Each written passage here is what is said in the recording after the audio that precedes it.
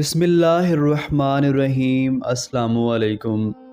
عبداللہ طاہر جب خراسان کے گورنر تھے اور نشاپور اس کا دارالحکومت تھا تو ایک لوہار شہر ہرات سے نشاپور گیا اور چند دنوں تک وہاں کاروبار کیا، پھر اپنے اہل و عیال سے ملاقات کے لیے وطن لوٹنے کا ارادہ کیا اور رات کے پچھلے پہر سفر کرنا شروع کر دیا۔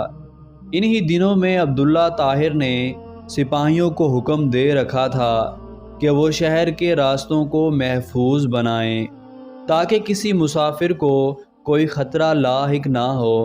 اتفاق ایسا ہوا کہ سپاہیوں نے اسی رات چند چوروں کو گرفتار کیا اور امیر خراسان عبداللہ طاہر کو اس کی خبر بھی پہنچا دی، لیکن اچانک ان میں سے ایک چور بھاگ گیا۔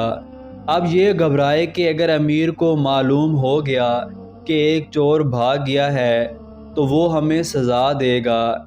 اتنے میں انہیں سفر کرتا ہوا یہ لوہار نظر آیا۔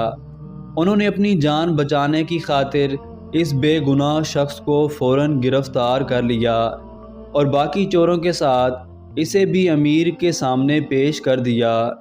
امیر خراسان نے سمجھا کہ یہ سب چوری کرتے ہوئے پکڑے گئے ہیں، اسی لیے مزید کسی تفتیش و تحقیق کے بغیر سب کو قید کرنے کا حکم دے دیا۔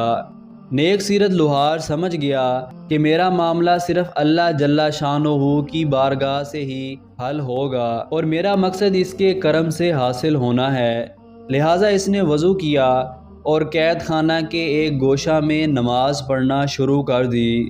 ہر 2 رکعت کے بعد سر سجدے میں رکھ کر اللہ تعالیٰ کی بارگاہ میں رقت انگیز دعائیں اور دل سوز مناجات شروع کر دی اور کہا کہ اے میرے مالک، تو اچھی طرح جانتا ہے کہ میں بے قصور ہوں۔ جب رات ہوئی تو عبداللہ طاہر نے خواب دیکھا کہ 4 بہادر اور طاقتور لوگ آئے اور سختی سے اس کے تخت کے چاروں پایوں کو پکڑ کر اٹھایا اور الٹنے لگے۔ اتنے میں اس کی نیند ٹوٹ گئی۔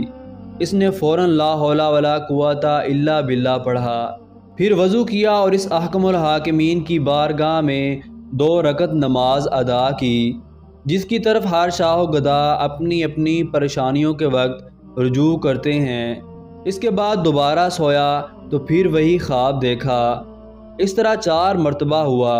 ہر بار وہ یہی دیکھتا تھا کہ چاروں نوجوان اس کے تخت کے پایوں کو پکڑ کر اٹھاتے ہیں اور الٹنا چاہتے ہیں۔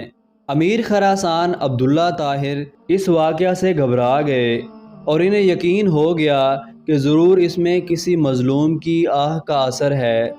امیر خراسان نے رات ہی رات میں جیلر کو بلوایا اور اس سے پوچھا کہ بتاؤ، تمہارے علم میں کوئی مظلوم شخص جیل میں بند تو نہیں کر دیا گیا؟ جیلر نے عرض کیا، عالیجاں میں یہ تو نہیں جانتا کہ مظلوم کون ہے، لیکن اتنی بات ضرور ہے کہ میں ایک شخص کو دیکھ رہا ہوں جو جیل میں نماز پڑھتا ہے اور رقت انگیز و دل سوز دعائیں کرتا ہے۔ امیر نے حکم دیا کہ فوراً اسے حاضر کیا جائے۔ جب وہ شخص امیر کے سامنے حاضر ہوا تو امیر نے اس کے معاملہ کی تحقیق کی۔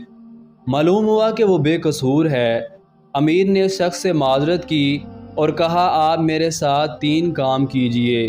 ایک یہ کہ آپ مجھے معاف کر دیں، دوسرا میری طرف سے 1000 درہم قبول فرمائیں، تیسرا یہ کہ جب بھی آپ کو کسی قسم کی پریشانی درپیش ہو تو میرے پاس تشریف لائیں تاکہ میں آپ کی مدد کر سکوں۔ نیک سیرت لوہار نے کہا، آپ نے جو یہ فرمایا ہے کہ میں آپ کو معاف کر دوں تو میں نے آپ کو معاف کر دیا، اور آپ نے جو یہ فرمایا کہ 1000 درہم قبول کر لوں تو وہ بھی میں نے قبول کیا، لیکن آپ نے جو یہ کہا ہے کہ جب مجھے کوئی مشکل درپیش ہو تو میں آپ کے پاس آؤں، یہ مجھ سے نہیں ہو سکتا۔ امیر نے پوچھا، یہ کیوں نہیں ہو سکتا؟ تو اس شخص نے جواب دیا کہ وہ خالق و مالک جل جلالہ جو مجھ جیسے فقیر کے لیے آپ جیسے بادشاہ کا تخت ایک رات میں 4 مرتبہ اوندا کر سکتا ہے، تو اس کو چھوڑ دینا اور اپنی ضرورت کسی دوسرے کے پاس لے جانا اصول بندگی کے خلاف ہے۔ میرا وہ کون سا کام ہے جو نماز پڑھنے سے پورا نہیں ہو جاتا؟ کہ میں اسے غیر کے پاس لے جاؤں؟ یعنی جب میرا سارا کام نماز کی برکت سے پورا ہو جاتا ہے تو مجھے کسی اور کے پاس جانے کی کیا ضرورت ہے؟ ایسے ہی واقعات سننے کے لیے ہمارے چینل کو سبسکرائب کریں۔